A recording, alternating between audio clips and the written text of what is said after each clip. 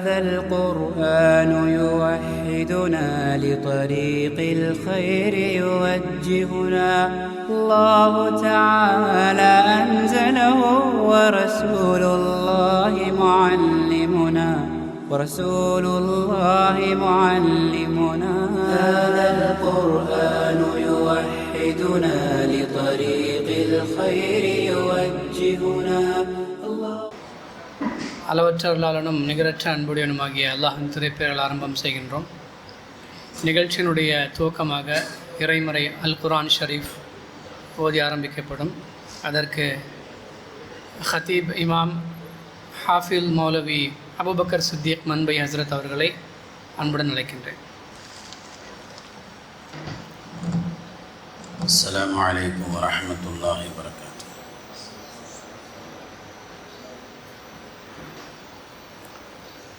أعوذ بالله من الشيطان الرجيم. بسم الله الرحمن الرحيم.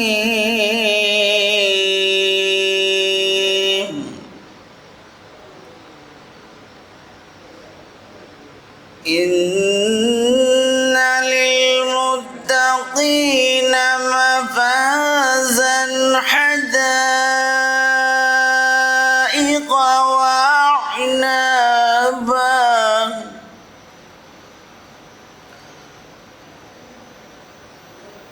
إن للمتقين مفازا حدائق وأعنابا وكواعب أترابا وكأسا دهاقا لا يسمعون فيها لغوا ولا كذابا جزاء من ربك عطاء حسابا رب السماوات والأرض وما بينهما الرحمن لا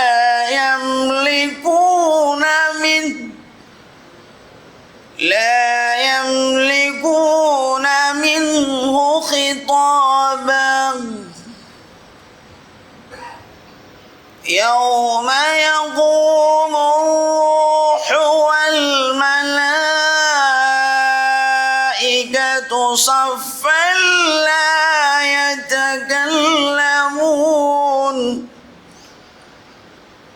لا يتكلمون إلا من أذن له الرحمن وقال صوابا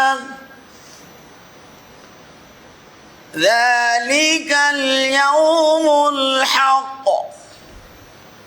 فمن شاء اتخذ إلى ربه مآبا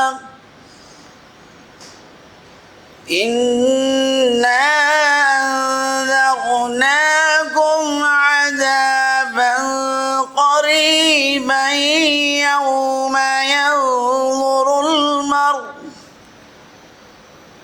يوم ينظر المرء ما قدمت يداه ويقول الكافر يا ليتني كنت ترابا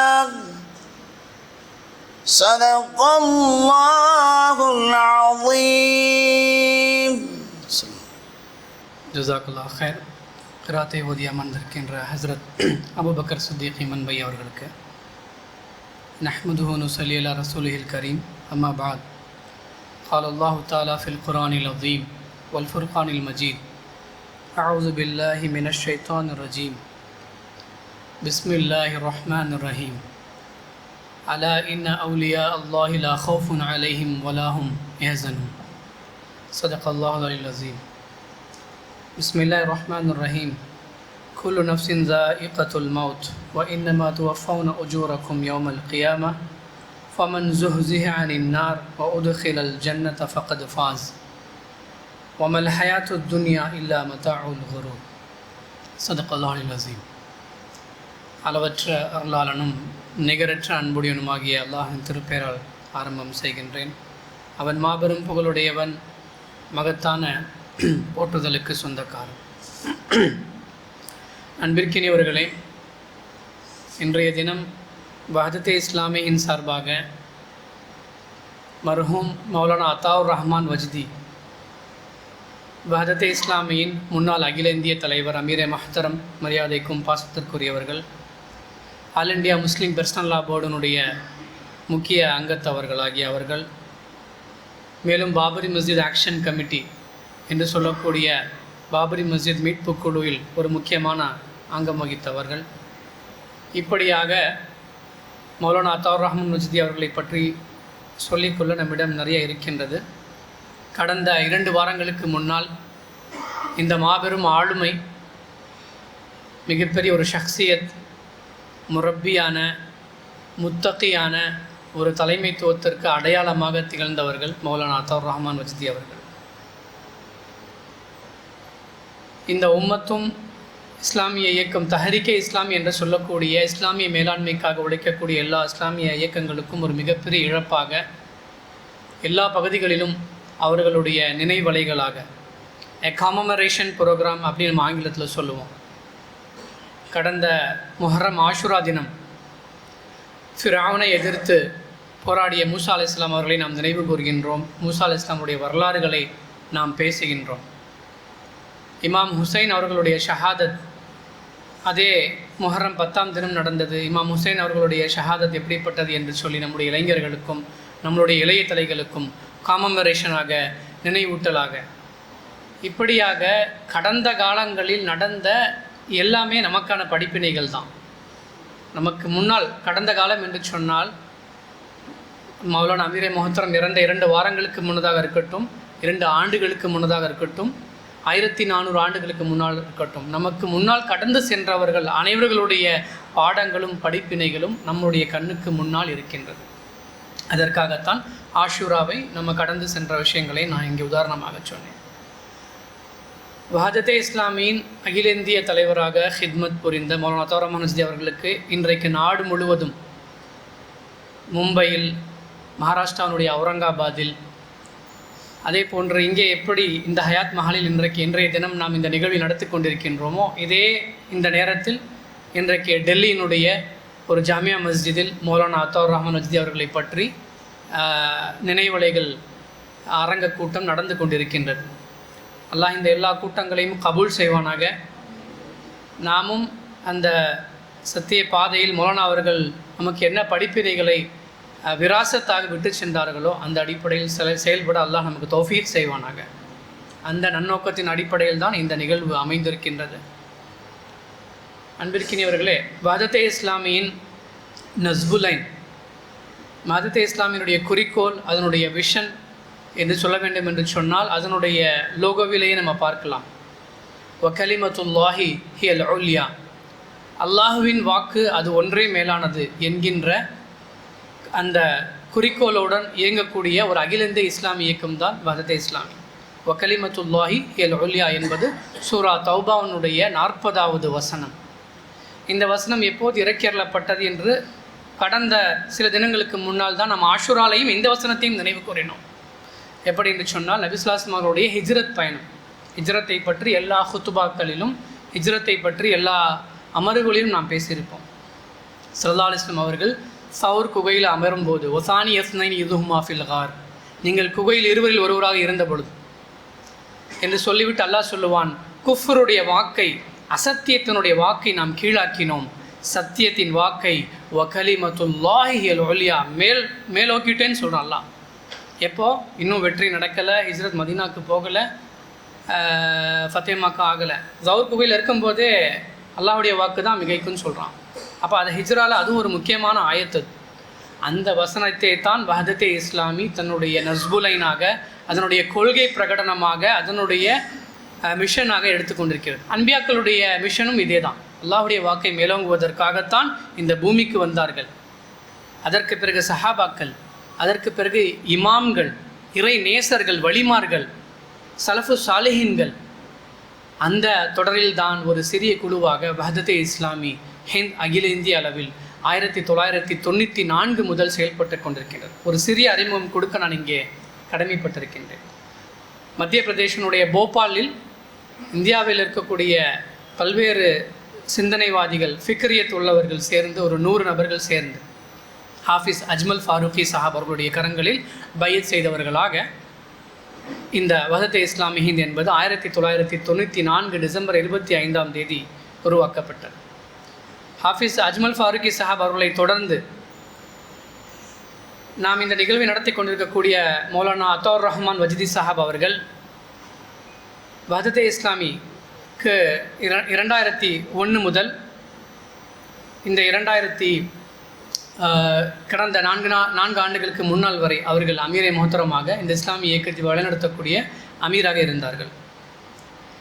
அதற்கு பின்னதாக தற்பொழுது ஜியாவுதீன் சித்திகி சாஹப் என்று சொல்லக்கூடியவர்கள், மகாராஷ்டிராவில் இருக்கக்கூடிய ஜியாவுதீன் சித்திகி சாஹப் இந்த இயக்கத்தை வழிநடத்த செல்லக்கூடிய அமீராக இருக்கின்றார்கள். மௌலானா அத்தௌர் ரஹ்மான் வஜ்தி சாஹப் அவர்களை பற்றி அவருடைய உரைகளிலிருந்து, அவருடைய வாழ்க்கையிலிருந்து, அவர்களோடு பயணித்தவர்களாகிய சகோதரர்கள், அவர்களுடைய சிறை தோழர்கள் என்று சொல்லக்கூடிய சாஹிபு சிஜன்கள் எல்லாம் இங்கே அமர்ந்திருக்கின்றார்கள். குறிப்பாக புகாரி காக்காவிலிருந்து, அண்ணன் ஜேஜேவிலிருந்து, அண்ணன் அலாவுதீன் சாஹாபாவிலிருந்து, OS மொஹிதீன் சாஹிபிலிருந்து, இவர்களெல்லாம் மௌலானாவோடு ஓராண்டு காலம் சிறைவாசம், குஜராத்தினுடைய கொட்டடி சிறையில் மௌலானாவுடன் பழகக்கூடிய பாக்கியத்தை பெற்றவர்கள், சுஹபத்தை பெற்ற பாக்கியத்தை பெற்றவர்கள். சொஹபத்து சாலிஹினை பற்றி நம்ம பேசுகின்றோம். இறை நேசர்களை, முத்தகீன்களை, அல்லாஹ்வுடைய அடியார்களை, இபாதுர் ரஹ்மான்களை பார்ப்பது இபாதா என்று ஹதீஸினுடைய கருத்தாக அறிஞர்கள் சொல்கின்றார். அவருடைய பார்ப்பது இபாதா, அவர்களோடு உட்கார்வது, அவர்களுடைய மஜ்லிஸில் உட்கார்வது, அவர்களை பார்ப்பது, அவர்களோடு உறவாடுவது. ஆக அப்படிப்பட்ட சகோதரர்கள் எல்லாம் இங்கே இருக்கின்றார்கள். நாமும் அமீரை முஹத்தரம் மௌலானா அவர்களுடைய தலைமைத்துவத்திற்கு கீழ் 2003 தொடர்ந்து பல முறை தமிழகத்திற்கு வருகை தந்திருக்கின்றார்கள். இதே சென்னையில் நம் உலமாக்களுக்கு மத்தியில், சென்னையில் இருக்கக்கூடிய அத்துணை இமாம்கள், உலமாக்கள், அறிஞர்கள் எல்லாம் ஒன்று கூட்டிய மௌலானா அவர்கள் பல அரங்க கூட்டங்களில் பேசியிருக்கின்றார்கள். தமிழகத்தினுடைய பல்வேறு மாவட்டங்களுக்கு மௌலானா அவர்களுடைய பயணத்தை 88 வயதில் அவர்கள் மரணித்திருக்கின்றார்கள். அந்த வயதிலும் கூட அவர்கள் தொடர்ந்து கடைசி வரைக்கும் எ மேன் ஆஃப் ஆக்ஷன் என்று சொல்லுவார்கள். அவரை பற்றி தோண்ட இப்போது உருதுவில் மௌலானாவை பற்றி டெல்லியிலேருந்து ஒரு மலர் வெளியிட இருக்கிறாங்க. இன்ஷா அல்லாஹ் அதையும் நம்ம எவ்வளோ சீக்கிரம் முடியுமோ உருதுலேருந்து வந்ததுக்கு பிறகு நாம் தமிழிலும் இன்ஷா அல்லாஹ் விடுவோம். இதுவரைக்கும் வந்த பல்வேறு தரப்பட்ட தேவபந்த் உலூமில் இருக்கக்கூடிய காசிமி ஹசரத்துகள், மசாஹிருல் இருக்கக்கூடிய இமாம்கள், அவர்களுடைய மௌலானாவை பற்றி இறப்பு செய்தி கேட்டதுமே அவர்கள் அனுப்பிய பல்வேறு கட்டுரைகளை நாம் படிக்க மௌலானாவை எப்படி அடக்குவது, எப்படி சொல்லுவது. அவர் ஒரு கவியை எழுதக்கூடிய கவிஞர், இளைஞருடைய உள்ளங்களை தட்டக்கூடிய கவிஞராகவும் இருந்திருக்கின்றார்கள். புத்தகம் எழுதக்கூடிய முசன்னிஃப் ஆசிரியராகவும் இருந்திருக்கின்றார்கள். அது மட்டுமா இல்லை, களத்தில் இறங்கி எல்லா கலவரங்களிலும், எல்லா போராட்டங்களிலும் மேன் ஆஃப் ஆக்ஷன் என்று சொல்லக்கூடிய வார்த்தைக்கு கடைசி வரைக்கும். என்னாலெல்லாம் ஒரே ஒரு சம்பவம் தான் இப்போ எனக்கு ஞாபகம் வருது. உரைகளில் இன்ஷா அல்லாஹ் மூத்த சகோதரர்கள் சொல்லுவாங்க. எனக்கு ஞாபகம் இப்போ வரக்கூடிய ஒரே சம்பவம் மதுரையுடைய குரான் மாநாடு என்று நினைக்கின்றேன். மௌலானா வர்றாங்க, சபை நடந்துக்கிட்டு இருக்குது. மௌலானா கேட்குறாங்க, பைத்துல் ஹலா எங்கே இருக்குது, அவங்களுக்கான இயற்கை தேவை நிறைவு செய்வதற்கான இடம் எங்கே இருக்குதுன்னு கேட்குறாங்க. நமக்கு தெரியும் இன்றைக்கி இளைஞர்களுக்கு நம்மளாலேயே ஒரு யூரின் அடக்குவதற்காக முடியுமான்னு சொன்னால் முடியாது. 80 வயசுலையும் அவங்க மௌலானா கொஞ்சம் தள்ளி இருக்குது, படி இறங்கி அங்கே தான் போகணும் அப்படின்னு சொல்கிறோம். சரி ஓகே இருக்கட்டும் அப்படின்னு சொல்லி கிட்டத்தட்ட நிகழ்ச்சி முடிகிற வரைக்கும் அவங்க அங்கேயே கண்ட்ரோல்டாக இருந்தாங்க. இது ஒரு சாதாரண விஷயமாக நம்ம நினைக்கலாம். இல்லை, நம்மை பொறுத்தவரையில் அவங்களுடைய அதபை பற்றியும் அவங்களுடைய எல்மை பற்றியும் ஃபிக்ரை பற்றியும் சொல்லுவாங்க. நான் பார்த்த ஒரே ஒரு சம்பவத்தை இங்கே வந்து எனக்கு ஸ்ட்ரைக் ஆச்சுனால நான் இங்கே சொன்னேன். அப்போ எந்த அளவுக்கு வந்து அவங்களுடைய உடல் ஒத்துழைக்கலை, அவங்களுடைய உடல் வந்து பயணத்திற்கும் அவங்களுடைய உடல் உபாதைகளுக்கும் அது எல்லாவற்றையும் தாண்டி எதிர்நீச்சல் போடக்கூடிய மேன் ஆஃப் ஆக்ஷனாக கவிஞராக பார்க்க முடியும், ஆசிரியராக பார்க்க முடியும், இளைஞருடைய உள்ளங்களை தட்டக்கூடியவர்களாக பார்க்க முடியும். ஆக மௌலானா அவர்களை வந்து எப்படி சொல்வது என்று சொன்னால், இறுதி மூச்சு வரை அவர்கள் வந்து போராட்ட வாழ்க்கையிலேயே வாழ்ந்திருக்கின்றார்கள்.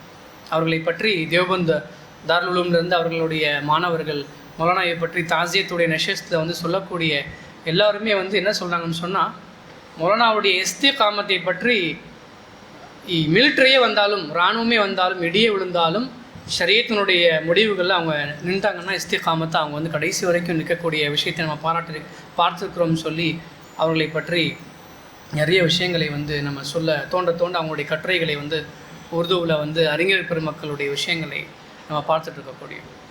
ஆக இந்த சிறிய 2.5 மணி நேர இந்த நிகழ்வு எதற்காக என்று சொன்னால், நம்மளுடைய உள்ளங்களிலும் இது போன்ற ஆளுமைகள், இது போன்ற பேர் ஆளுமைகள், தலைமைகள் வந்து அவர்கள் விட்டு சென்ற அந்த விராசத், அதை கையேந்தி செல்லக்கூடிய இந்த இளைஞர்களாக இருக்கட்டும், இந்த உம்மத்தாக இருக்கட்டும், இவர்களுக்கான அதற்கான ஒரு சிறிய ஸ்பார்க் தான் வந்து இந்த செஷன் என்று சொல்ல முடியும். இப்போது டெல்லியிலையுமே நடக்குது, தொடர்ந்து இந்தியா ஃபுல்லாக வந்து பாம்பே, அவுரங்காபாத், புனே எல்லா இடங்களையுமே வந்து இந்த நிகழ்வு வந்து நடைபெற்று வருகின்றது. ஆக அன்பிற்கினியவர்களே, இந்த சிறிய அறிமுகத்தோடு இன்ஷா அல்லாஹ் மூத்த சகோதரர்களும் ஹஸ்ரத்மார்களும் அவர்களையும் நம்ம வந்து இங்கே இன்ஷா அல்லாஹ் பேசுவதற்கு வழிவிடுகின்றோம். நாம் எந்த விஷயங்களை இங்கே நம்ம கேட்குறோமோ அதன்படி நம்ம செயல்படக்கூடிய, நம்மளுடைய அறிவு விசாலமடக்கூடிய விஷயங்களை நம்ம வந்து எடுத்து செல்லக்கூடியவர்களாக நாம் இருக்க வேண்டும் என்று கேட்டுக்கொண்டு, هذا القرآن يوحدنا لطريق الخير يوجهنا الله تعالى